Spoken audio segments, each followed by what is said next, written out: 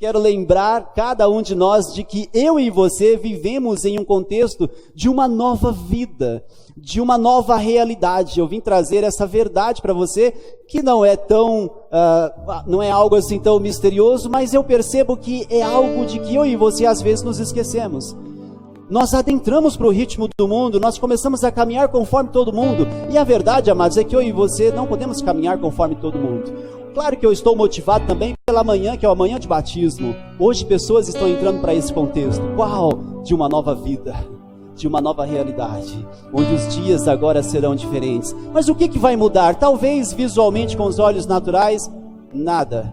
Mas os seus olhos de fé vão perceber que você está aqui primeiro, só de passagem, que o Deus Todo-Poderoso guardou um lugar para você lá na eternidade, de que o teu nome agora está escrito no livro da vida, de que você está sendo cuidado por Deus. Você não depende do governo, nem mesmo do seu trabalho, nem do prefeito, nem de ninguém. Você depende unicamente de Deus. Essa verdade, amados, ela nos revigora o ânimo a cada manhã. Quando você sai para o trabalho, você não sai como quem diz: estou dependente da circunstância do que vai acontecer no meu dia para ditar a minha felicidade logo mais à noite.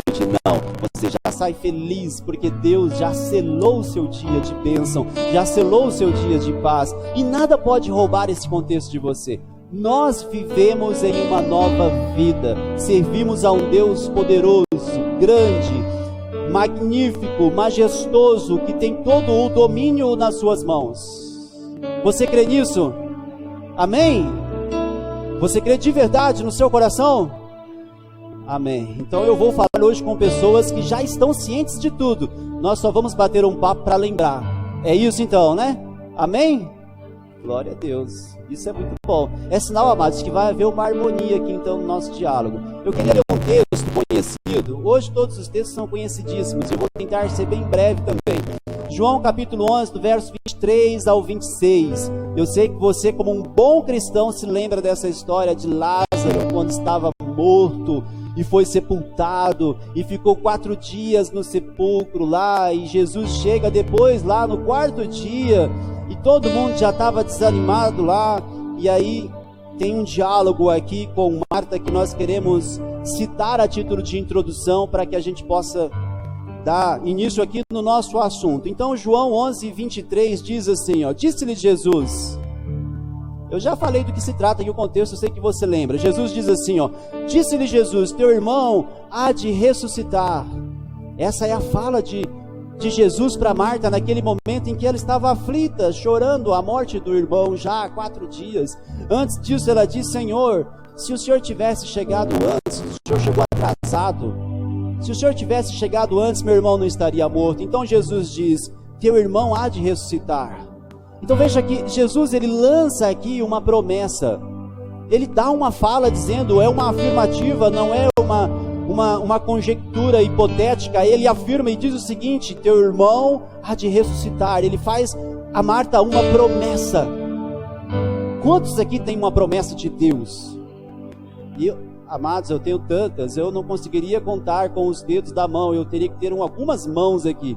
Eu tenho muitas promessas de Deus, todos nós temos promessas de Deus, amém? Isso aí é muito bom, isso é maravilhoso. Agora, o que nós costumamos fazer com a promessa de Deus, é mais ou menos aquilo que Marta fez aqui, é mais ou menos o que ela fez. Ela responde o seguinte, no verso 24, ela diz assim, disse-lhe Marta, eu sei que ele há de ressuscitar, na ressurreição do último dia, sabe, no dia do Senhor, no dia da vinda, naquele dia, Lázaro há de ressuscitar novamente e estar conosco novamente. Veja que Marta, ela pega aquela promessa de Cristo e ela prospecta aquilo para algo lá no futuro, e ela fala com uma certa alegria, sabe, como um certo consolo, exatamente como eu e você fazemos muitas vezes. Nós temos promessa, eu sei, você já disse que tem promessa, mas nós temos uma tendência, amados, de olhar para a promessa em um aspecto do futuro. Nós imaginamos algo lá na frente, um dia, sabe? E nós ficamos naquele afã, naquele anseio de viver a alegria da bênção, a alegria da promessa, ou ver a promessa cumprida. Nós ficamos alimentando isso dentro de nós. Mas a verdade, amados, é que às vezes alguma promessa que nós temos pode demorar 1 ano para acontecer. Para algumas promessas, talvez até mais, 10 anos para acontecer. Tem gente que espera por uma promessa quase que a vida inteira. Caleb esperou 45 anos para poder dar o monte que havia sido prometido para ele. Entende? Então, amados, veja bem, se nós ficarmos dependentes do momento do acontecimento dessa promessa para que a gente possa então viver a bênção, talvez a maioria dos dias da nossa vida não vão ser de alegria, vão ser de ansiedade por viver alguma coisa. Aí Cristo diz assim no verso 25, disse-lhe Jesus: eu sou a ressurreição e a vida. Quem crê em mim, ainda que esteja morto, viverá. Tem um ensinamento aqui, amados. Sabe o que Cristo está dizendo para eu e você hoje? Eu sou a ressurreição e a vida. Veja, entenda uma coisa. Ele não é aquele que um dia vai nos salvar. Ele já nos salvou. A alegria da salvação não está reservada para o dia do arrebatamento. Ela é para agora, porque ela já aconteceu em nossa vida. Ela já aconteceu em nossa vida. Sabe o que eu digo a você hoje, o conselho que eu dou a você hoje? Não espere a sua bênção chegar para você gozar da alegria dela. Você já a tem nas mãos. Sabe por quê? Porque os olhos que nos movem agora não são os naturais, são os olhos de fé. Nós cremos em um Deus que é fiel. A bênção já está nas nossas mãos. Nós já podemos viver a alegria dessa bênção, desfrutar dessa bênção e glorificar a Deus, se regozijar com Deus por aquilo que foi prometido um dia. Passe a viver, porque ele diz assim: eu sou a ressurreição e a vida. Veja, não era para algo lá no futuro. Não era para algo lá no futuro. Ele é o Deus do hoje. Ele é o Deus do agora. Essa nova vida da qual nós falamos no início não é algo que está projetado para um dia, quando nós chegarmos no lugar que Ele reservou para nós. Não, ela já o é. Agora. Eu e você somos salvos. E essa bênção já está sobre a nossa vida. O verso 26 vai dizer assim: e todo aquele que vive e crê em mim nunca morrerá. Olha a fala de Cristo então, veja. Ele diz que aquele que está morto viverá. Mas no final do verso 26 ele diz assim, aquele que crê em mim nunca morrerá. Você crê em Deus? Você nunca morrerá. Percebe? Essa é a nova vida que está proposta para nós. Você venceu a morte através de Cristo na cruz. Você venceu os males através de Cristo na cruz. As circunstâncias contrárias da sua vida, todas elas foram vencidas através de Cristo na cruz. Como que eu e você caminhamos nessa vida agora, nessa terra, enquanto nós estamos aqui? Como vencedores, invictos, pessoas que contam bênçãos, pessoas que caminham firmes, com um destino certo, com um lugar certo, mas que já desfrutam da realidade da bênção. Nós já vivemos a eternidade, amados, ela já iniciou para nós, a morte já foi vencida no nosso contexto. Eu e você não vamos morrer, eu e você já somos eternos, nosso nome já está escrito lá, o nosso lugar já está guardado, já está reservado. Então veja, essa é a nova vida que foi proposta para mim e para você, para que nós vivêssemos. Essa é a nova vida que Deus tem. Você crê dessa forma? Amém? Louvado seja Deus. Você que está se batizando hoje, é isso que te aguarda. Eu sei que você já tem isso. Eu sei que você já tem isso. Você já é assim. Deus já fez isso em sua vida. O que você vai fazer hoje é só dizer para as pessoas. É um ato, é uma cerimônia. Mas o que aconteceu com você, já aconteceu com você. Você já faz parte desse contexto. Você só vai dizer para todos agora: eu estou dentro desse corpo. Você quer saber um aspecto dessa nova vida que você acaba de herdar e oficialmente você vai perceber isso hoje? Veja algo, em 2 Coríntios também, capítulo 5, um pouco mais à frente, o verso 18 vai dizer assim, e tudo isso provém de Deus, que nos reconciliou consigo mesmo por Jesus Cristo e nos deu o ministério da reconciliação. O ministério da reconciliação. Nós estamos dentro do texto que fala da nova criatura, da nova vida. O ministério da reconciliação. Quantos se lembram de Adão? Quem não conhece Adão, né? Um dia nós vamos conhecê-lo. Nós vamos bater um papo com ele também. Um dia nós vamos estar lá. Ele que nos aguarde. Quem conhece Eva? Lembra dela? Eu só ia falar de Adão, mas eu vi que as irmãs ficaram rindo demais. Então nós vamos bater um papo com a Eva também quando a gente chegar lá.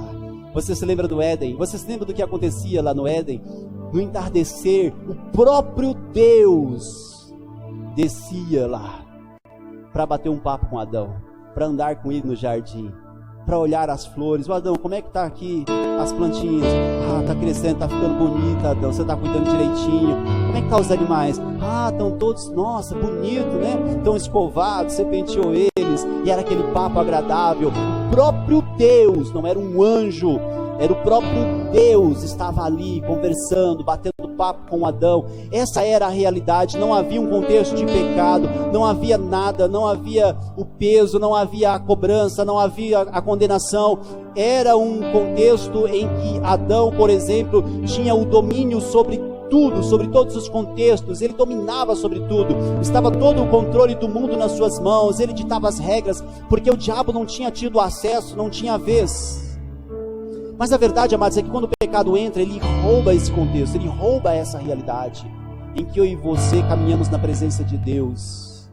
Quando o pecado entra, ele tira de nós essa presença de Deus no final do dia, batendo esse papo, sabe? Ele tira isso de nós, ele nos afasta da presença de Deus quando o pecado entra. Aquele domínio que nós tínhamos, aquela vida que nós tínhamos, em que as circunstâncias não trabalhavam contra nós, aquela harmonia perfeita que havia, veja, tudo isso foi roubado de nós, o estado original do homem de santidade. Essa nova vida, amados, que nós estamos falando hoje, da qual alguns vão herdar hoje, de modo oficial, e da qual outros já estão vivendo dentro do contexto dela, nós só vamos nos lembrar dela aqui. Essa nova vida, amados, ela nos traz de volta para dentro desse contexto. Jesus Cristo fez isso por nós. Essa nova vida diz para nós o seguinte, que o pecado que foi o objeto da condenação para o mundo, para a natureza e para o homem, o que aconteceu ali quando o pecado entrou, ele já não recai mais sobre nós. Entende? O não acesso à presença de Deus, porque o pecado nos separou de Deus, agora ele nos aproximou de Deus novamente. Como que eu e você vivemos, amados? Hoje, como que eu e você vivemos? Entenda o que eu estou dizendo. Nós vivemos exatamente como no estado original de Adão.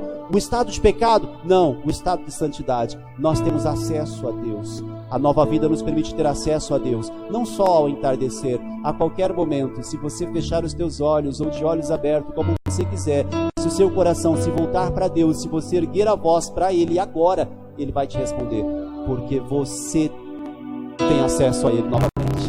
Essa nova vida que você tem, amados, não é de alguém que caminha simplesmente por caminhar, simplesmente por viver como uma vida jogada ao acaso. Não, você caminha novamente na presença de Deus. Você hoje está entrando para um contexto de uma vida onde Deus habita. Sabe o domínio que Adão perdeu lá no Éden? Ele foi devolvido a nós por Cristo Jesus. E o que isso quer dizer? Quer dizer que o pecado não tem mais poder sobre nós. Então logo o diabo não tem mais poder sobre nós. Então logo circunstância alguma tem poder sobre nós. Não importa o seu contexto, não importa a circunstância, se é de doença, se é de desemprego, se é a solidão, se é a ansiedade, nada disso domina a sua vida. Você controla tudo isso, porque Cristo devolveu isso para você. Essa é a nova vida, amados, da qual eu e você hoje